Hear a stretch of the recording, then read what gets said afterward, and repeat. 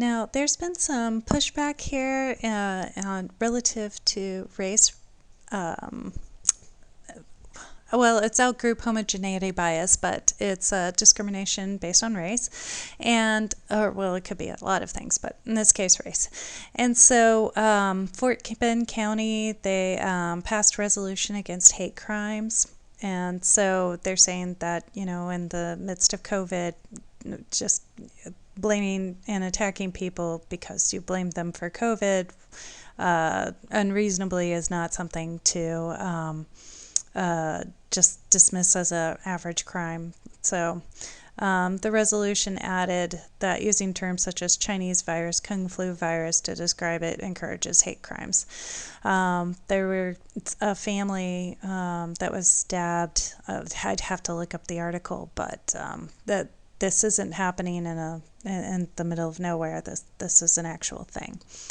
Missouri City, they move forward and they're looking at addressing streets named after Confederates, and that's a beneficial thing to go after as well, because who wants to live on Nathan Bedford Forest Drive? It's going to be obviously a certain segment of your population would have no problem with that. And so in the midst of this, it's important to note that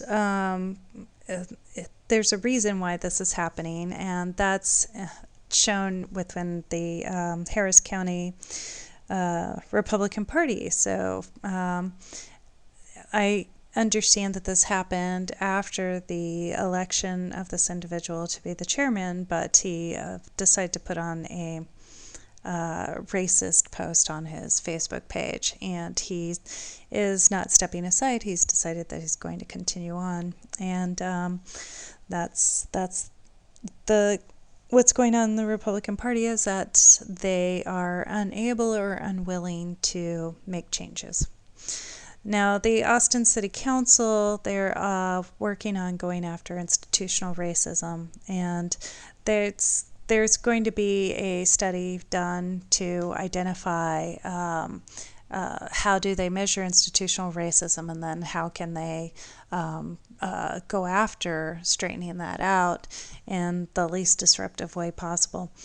And so one of the things going on in Austin is that there have been particularly strong protests, and recently there was a protester that was shot, and the police union was, the shooter has not been arrested, and he's identified, he's out, and the police are investigating, but it's not good when the police union releases a statement that almost sounds like it's blaming the victim.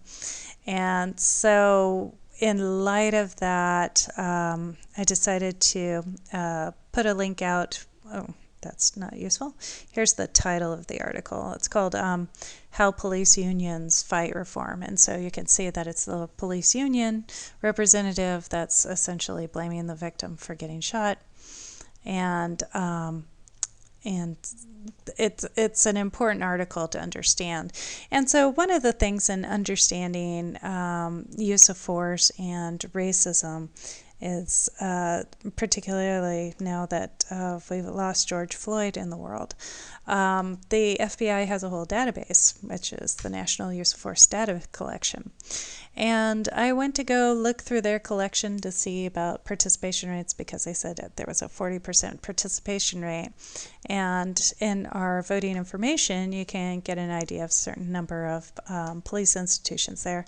And this is by no means complete. There are a lot more, but you've got state year enrolled agencies, and there's two levels of enrollment. There's enrolled, as in they filled out paperwork, and then there's participating, as in they're actually sending in forms with data. So the Austin Police Department is moving in a good direction with that, so kudos with them. And hopefully the police union will get on board. The Brazoria County has nothing. Thought I'd point out Conroe Police has nothing. Dallas, Their metro is participating, and then the international airport is participating. However, the sheriff's office is just simply enrolled. And I didn't see constables listed, and so I thought it was important to list constables as well. The Department of Public Safety, that's DPS, they are enrolled, but they are not participating. They really, really should participate. Fort Bend, we don't have any representatives there. Galveston's missing. Here in Harris County, the Sheriff's Department is enrolled, not participating. The Houston Police Department, enrolled, not participating. And if you move up north, you've got Walker County. The Huntsville Police Department is enrolled, but not participating. Montgomery County, they don't have their sheriffs or constables in there. Thought this was interesting. The Port of Houston Authority is enrolled, but not participating. I'm not sure that it really matters that they participate. I don't know how often they do use a force, but I do remember there was a protest, so it's probably good that they participate as well. Tarrant County, again, enrolled, not participating. Travis County, that's where Austin is, enrolled, not participating. And then, of course, Walker County, that's where Huntsville is. They aren't doing it. They're just not in the database. So if you live in any of these areas, going and pushing on those particular departments is a good thing to do, to identify problems that may be developing and get them before they get your budget, because those lawsuits can be really big. And, there's no point in doing it if you just need people to just simply do their job and not be militant about it. All right, so that is the referee PAC episode for this week. It's a lot of information, and I certainly welcome feedback. What do I say? Certainly not set on any kind of position relative to the information that I gave you. Change it if data comes in that indicates that something isn't right. Don't stay fixed on your opinions, okay? All right, everybody take care.